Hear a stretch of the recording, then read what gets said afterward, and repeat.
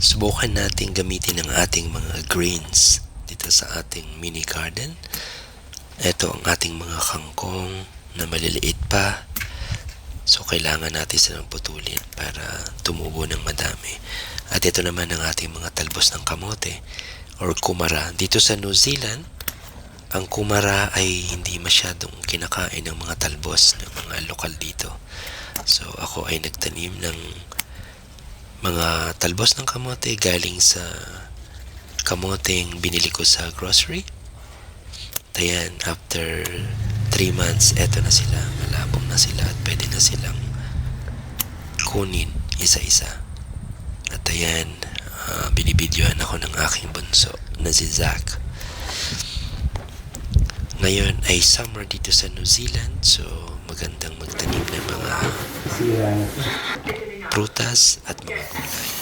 Ayan naman, nabili ko ang ibang mga talong at sitaw sa Asian market. Magpakulo na ng tubig para sa ating sinigang na isda. Luya at sibuyas muna ang ating pakuluin at 2 teaspoons of salt. Pagkakulo, ilagay ang mga kamatis. Ayan, kumukulo na.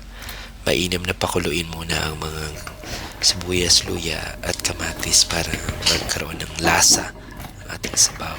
Susunod naman natin ang ibang gulay kagaya ng okra, sitaw at talong at mga sili. Nabili ko rin yan sa mga Asian store. Lagyan ng konting sugar para lumabas ang lasa ng mga gulay.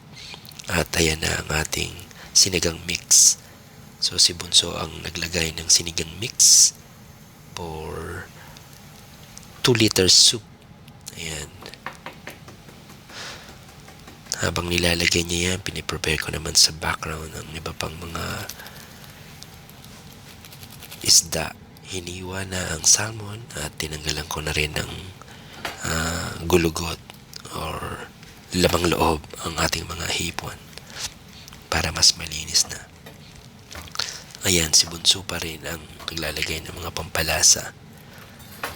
Ayan, mainam na sinasama ang ating mga anak sa ating pagluluto para nagkakaroon sila ng idea para balang araw, confident na silang magluto. Ayan na ang mga hiniwang salmon.